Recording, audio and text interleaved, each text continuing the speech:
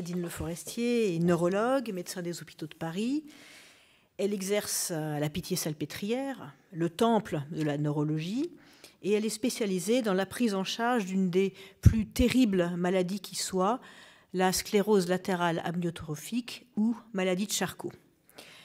Depuis plus de 20 ans, elle accompagne des patients qui souffrent du déclin inexorable de tous leurs muscles, les muscles des membres, de la parole, de la respiration. Face à cette perte progressive de fonction et de liberté d'action, le thérapeute se confronte en permanence à ses limites, voire à son impuissance.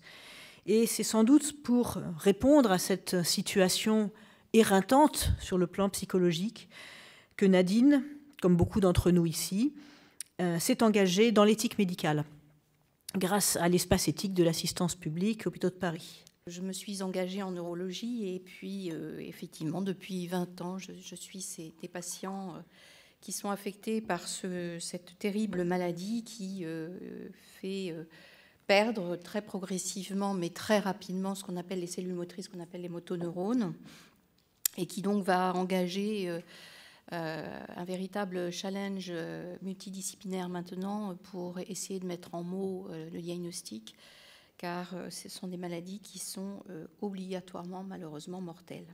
Donc c'est vraiment un exemple total de maladie où on est pratiquement obligé à un moment ou à un autre de se poser et de se dire mais pourquoi on fait ça? Est-ce qu'on est mortifère puisque je perds tous mes patients? Et donc, forcément, la voie de la réflexion éthique était la voie salvatrice pour pouvoir continuer la tâche. Donc, c'est une maladie qui paralyse, qui peut paralyser les jambes, qui paralyse les bras, qui paralyse la parole, qui paralyse la respiration, mais qui laisse un cœur vaillant.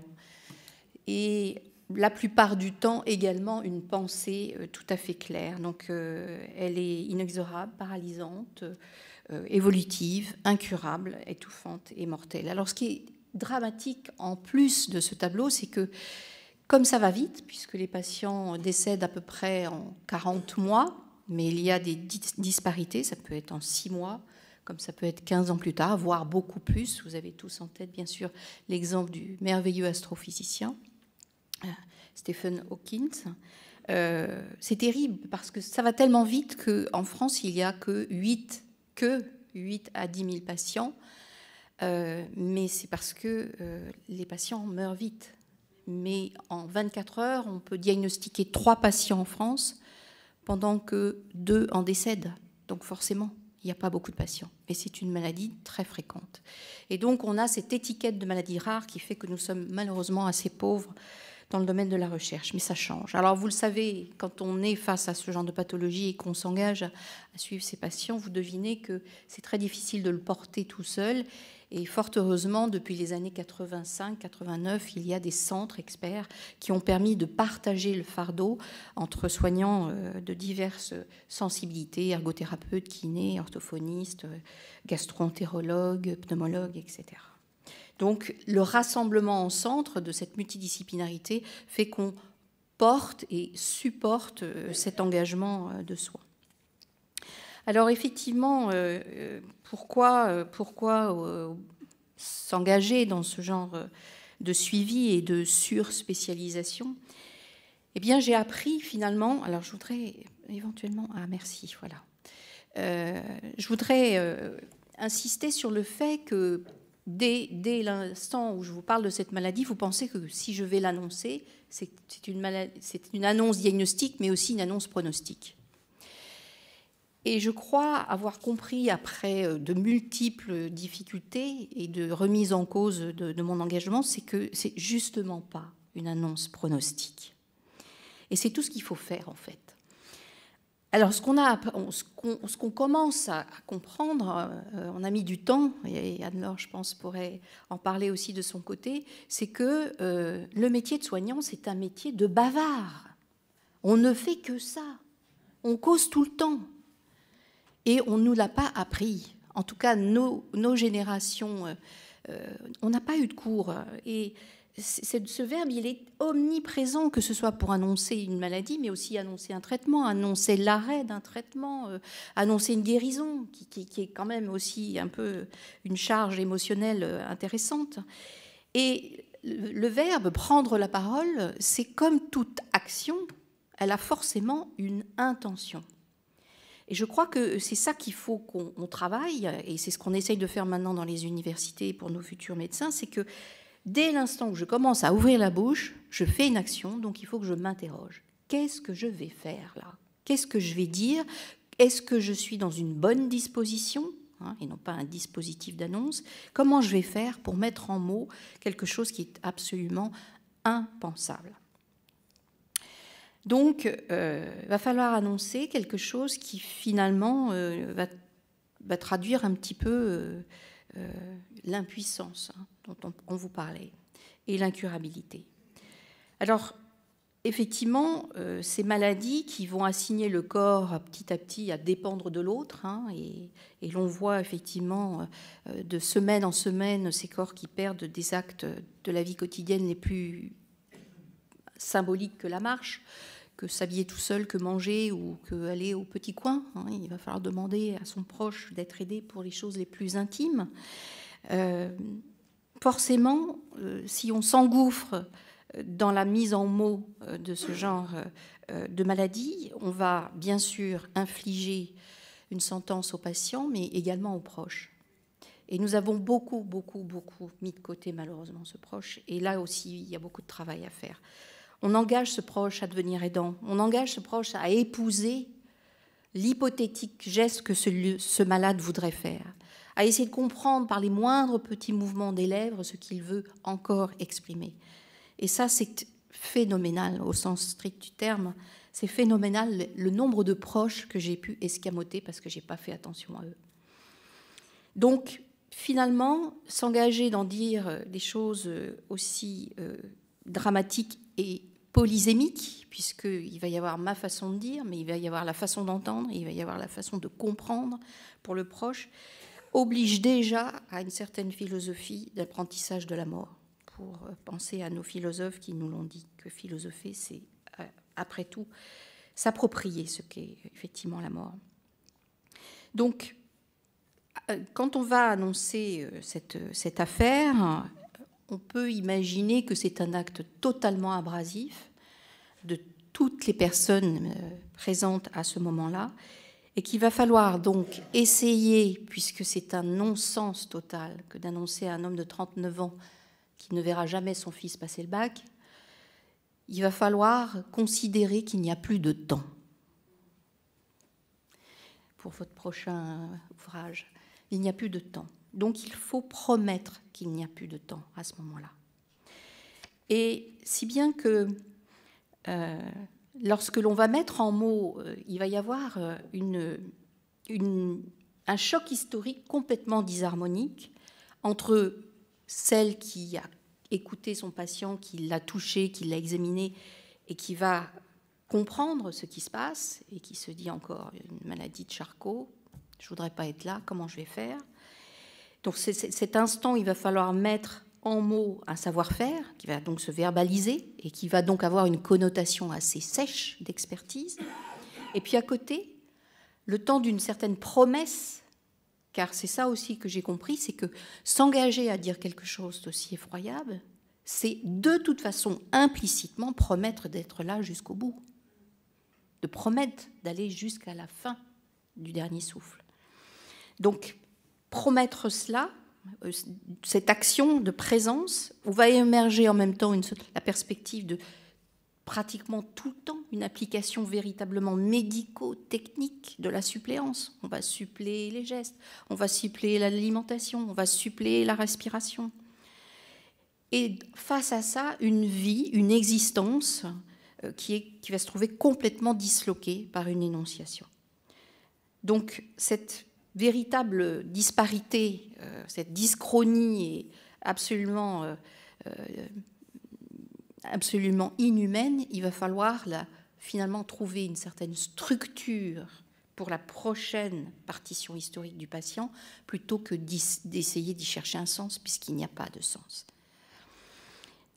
Alors on va avoir des petites rustines, effectivement. Je vous ai dit que c'était à peu près mortel en 40 mois, mais il y a des disparités, et cette incertitude, finalement, ça va être une petite rustine sémantique et je ne le cache pas, on ne se cache pas, mais la cinquantaine de médecins qui font pratiquement que ça en France, on utilise cette incertitude pronostique. Parce que d'abord, c'est plus facile pour nous d'essayer d'être présent au moment où on va dire les choses, mais ça va aussi probablement aider le patient, encore une fois, à se mouvoir, si je puis dire, dans le chemin de l'espoir.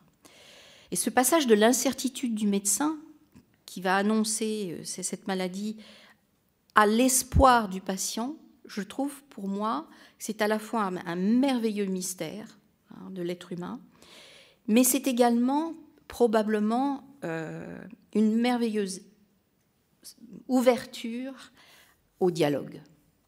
Et c'est ça que doit être, je pense, ce moment où on va mettre en mots les choses, c'est une promesse, bien sûr, d'accompagnement, mais c'est aussi une promesse d'ouverture au dialogue.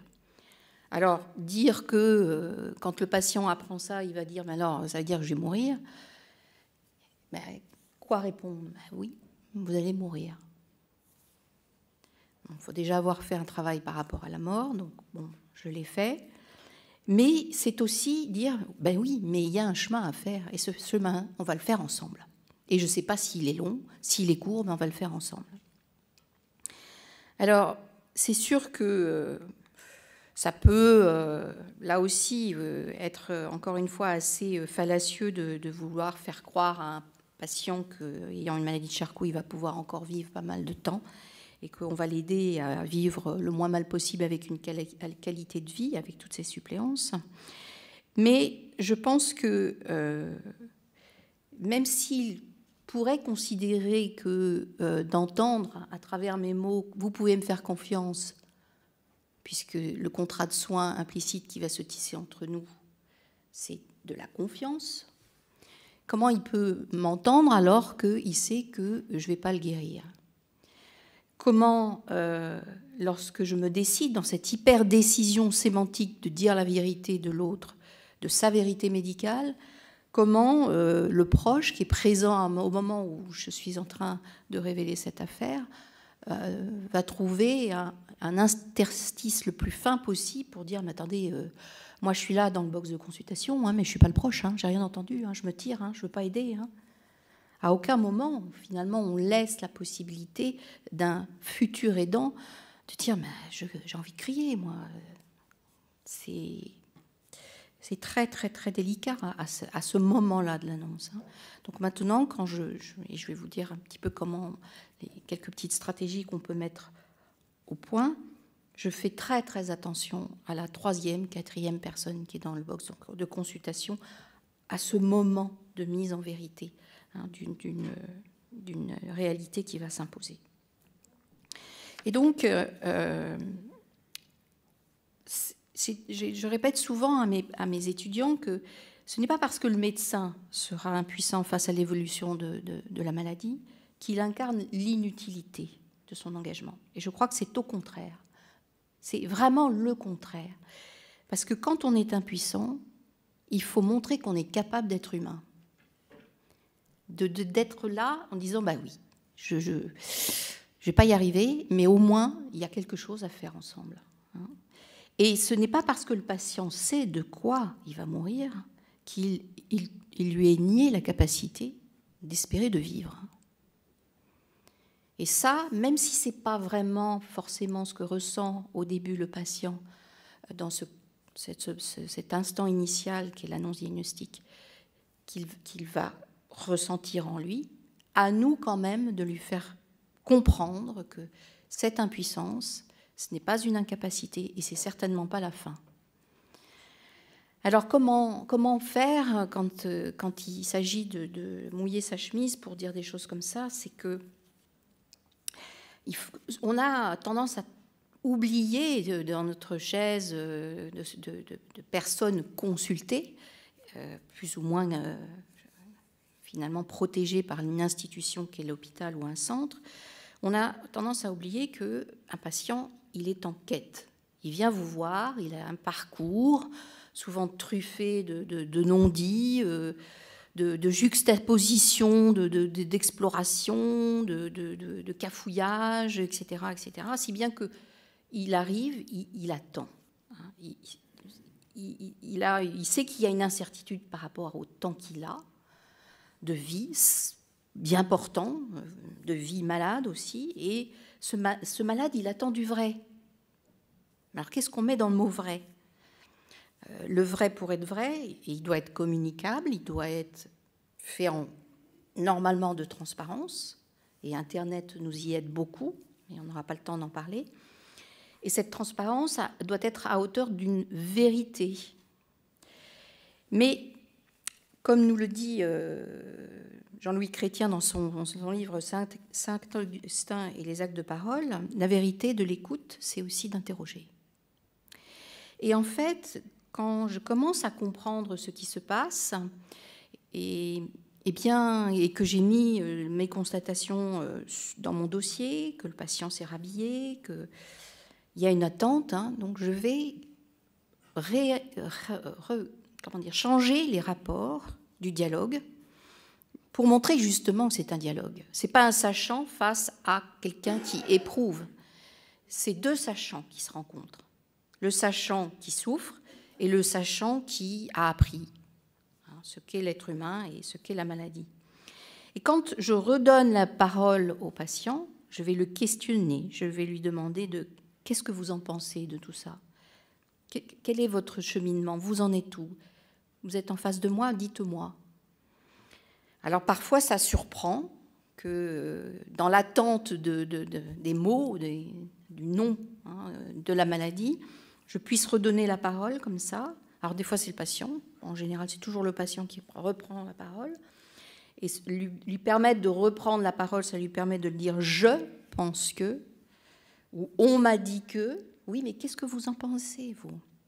Et de lui offrir ce jeu pronominal, ça va peut-être ouvrir une porte de désir. Et l'accès par la question de ce « je pense »,« je veux savoir »,« je ne sais pas »,« j'en ai marre »,« je veux un nom », etc., ça va me donner la possibilité de comprendre les représentations du patient, de comprendre où il en est, et il va me donner les outils sémantiques éventuellement que je vais pouvoir utiliser pour mettre en mots ce qui se passe, et en même temps, ça va peut-être aussi lui montrer que je suis dedans, jusqu'au cou, je suis engagée, on a le temps, on va discuter, et également, ça me permet de limiter mes autocensures. Et vous voyez, si vous avez... je donne toujours l'image du K2 pour faire évoquer l'alpinisme, ou de l'Himalaya. Il y a des fois, vous avez l'impression que vous montez au sommet d'une montagne, tellement le patient est loin d'entendre ce qu'il va falloir mettre en mots. Donc, savoir donner ce temps, savoir s'exposer à la question, parce que si je questionne le patient, c'est que je vais m'exposer à sa réponse, mais qu'il sait aussi que la question fait partie de mon dialogue.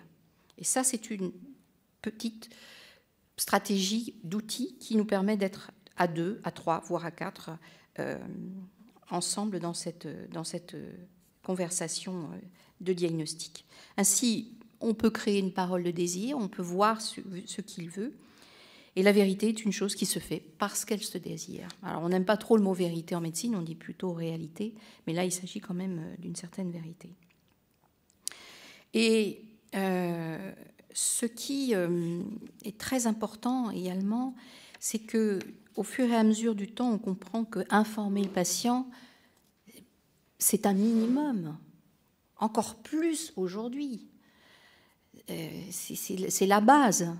Ce qui est encore mieux, c'est de le rendre compétent dans ce qui lui arrive.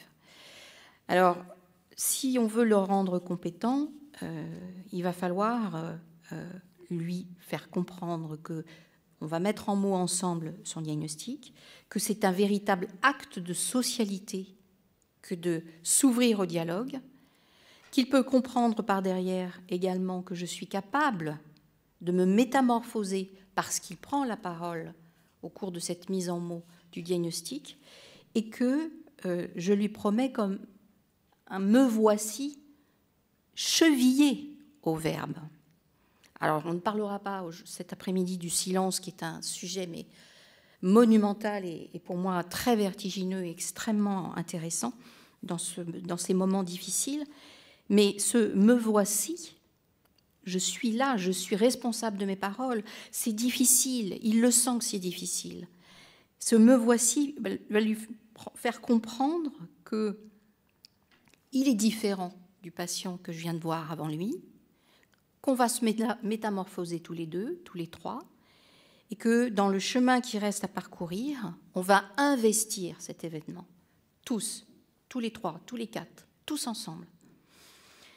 Et ça, c'est essentiel. Et il doit comprendre que c'est singulier, que c'est lui, et c'est pas là 4000 fois que j'annonce la SLA, la maladie de Charcot. Donc, avoir cette acceptation de la singularité et de cette métamorphose dans la singularité, c'est une ouverture pour comprendre n'importe qui. Alors, il y a des fois, ça passe pas. Il y a des fois, il faut accepter. Je dirais, bon, c'est pas possible. Il va falloir y retourner une autre fois. Et on se redonne du temps, on se revoit, on raccourcit les délais de consultation, on fait une consultation de retour d'annonce, on va voir la multidisciplinarité de la prise en soin, etc. Et puis, il y a autre chose à ce moment-là qui est important, c'est que il ne doit pas percevoir que je n'ai plus d'espoir.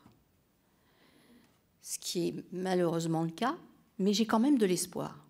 C'est ça qui est fabuleux chez l'être humain, qui se sait un être forcément mortel, c'est qu'on est toujours dans la réalité à puiser dans notre imaginaire. Et la façon dont on va mettre en mots dans le dialogue de la consultation d'annonce ensemble peut lui faire percevoir également que je veux bien qu'on puise dans son imaginaire. Même si une patiente qui est déjà paraplégique en fauteuil roulant, juste après l'annonce, elle m'a dit, moi je vais faire ce que j'ai toujours rêvé de faire, un saut à l'élastique, je ne vais pas lui dire non. Voilà, c'est ce qu'elle veut faire. Ou partir, effectivement, faire l'Himalaya alors que les deux pieds commencent à se taper et qu'elle marche difficilement. Je ne vais pas lui dire non. Si c'est ça, son chemin, la personne aura les outils pour s'adapter à son tempo, à son adaptation. On dit qu'il y a du déni parfois. Je ne suis pas certaine qu'il y ait du déni. Je ne suis pas certaine. Je ne sais pas trop ce que c'est que le déni. Dans des maladies, en tout cas, aussi bruyantes qu'une maladie qui paralyse. Et moi, à chaque fois, je me dis, c'est une première fois, je vais être transformée, bouleversée par cette nouvelle relation, cette nouvelle personne. Et s'il sent que je peux adhérer à son puisement dans cet imaginaire, sans juger de ce qui est possible ou de ce qui n'est pas possible, il va comprendre que finalement, je suis capable d'adhérer à ce mystère permanent de l'espoir. Il y a toujours de l'espoir. J'ai vécu des derniers souffles très régulièrement, et au dernier moment, il y a encore de l'espoir. Ça, c'est étonnant. Alors après, on peut dire que c'est effectivement le fait que c'est un être relationnel et que l'on est là justement jusqu'à la fin. Donc forcément, il a l'espoir de continuer à avoir cette existence dans le tissage social qui a été le sien et qui est malheureusement le sien dans un lit d'hôpital. Mais c'est vraiment absolument important lorsque le patient, je sens qu'il sent que je suis effectivement dans une petite niche de sa vie. Je dis toujours aussi à mes étudiants que dans tout patient, dans toute personne d'ailleurs que l'on rencontre, indépendamment de la maladie, il y a toujours une part de réel qui nous échappe. Finalement, la réalité de quelqu'un, on s'en arrange. Notre propre réalité, on s'en arrange, on la bidouille. Voilà, il y a une vérité, des vérités, mais nos réalités propres de nous tous, ici présents, c'est du bidouillage personnel. Et les autres l'acceptent, ce bidouillage. Eh bien, à ce moment-là, même si c'est tragique, même si, effectivement, c'est extrêmement douloureux, il faut que le patient, je pense, puisse sentir que on va continuer à bidouiller, quoi, pour que ça soit vivable, pour que ça puisse faire ce qu'il a envie de faire jusqu'au bout. Et ça marche assez régulièrement. Et vous le savez, vous l'avez lu, et il y avait des livres merveilleux présentés ici. C'est dans cette portion de vie qui reste à vivre, c'est absolument fascinant ce que les gens qui se savent bientôt morts sont capables de faire. C'est extraordinaire. Les gens qui sont acculés à utiliser toutes leurs ressources pour enfin faire ce qu'ils auraient dû faire avant, qu'ils n'ont pas osé. Il y a des sortes de barrières qui explosent. Et donc des personnes même qui me disent, mais je ne vais pas dire l'adjectif parce que c'est un très très très grossier mot, mais qui me disent, mais grâce à elle, j'ai fait des choses que je n'aurais jamais pensées. La SLA, cette saloperie, pour faire un jeu de mots d'un de nos anciens patients musiciens. Donc ce partage de ce moment est vraiment pour moi absolument essentiel. Alors ça décape, il m'est arrivé de tomber malade. J'ai été probablement une des premières personnes à faire ce qu'on appelle un burn-out. On ne savait pas ce que c'était à l'époque. Et pendant 2 ans, j'ai pas pu annoncer. Et puis c'est là où étaient intervenues mes lectures philosophiques et cette appétence à vouloir mettre en mots un petit peu toute cette humanité qui nous oblige à ce moment-là. Et à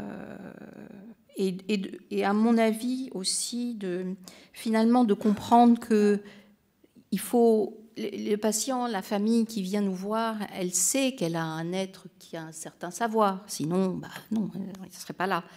Et donc, ce qui est finalement attendu à ce moment-là, c'est le savoir-être, en fait. Savoir-être dans cette blouse blanche, qui je suis. Qui je suis pour avoir ce pouvoir de, finalement, en quelques mots, détruire.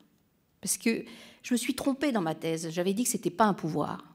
C'est faux, c'est complètement faux. Savoir ce que souffre un patient et lui dire, mais c'est le pouvoir le plus épouvantable qu'on puisse posséder.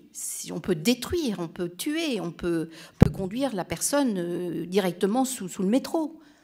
Donc c'est effectivement du domaine du pouvoir. Mais justement, si c'est un pouvoir, autant savoir que c'est à chaque fois difficile, et il faut garder à l'esprit que c'est toujours difficile, sinon on fait mal. Deuxièmement, c'est à chaque fois singulier. À chaque fois, je suis différente. À chaque fois, je dois être Nadine, et pas docteur Nadine Le Forestier. Alors, certains vont peut-être pas être très d'accord avec ce que je dis, mais je pense que c'est vraiment moi, Nadine, dans ces moments-là, qui parle aux patients, qui se retourne vis-à-vis du proche, que j'essaye vraiment de ressentir dans ces moments-là, et de montrer que finalement, je m'affirme en tant qu'être soignant, et je suis dans une disposition pour mettre en mots ce que l'autre supporte, parce que je l'assume également en tant qu'être social. Si bien que mettre en mots ce diagnostic, c'est vraiment un acte de socialité totale. Je vous remercie.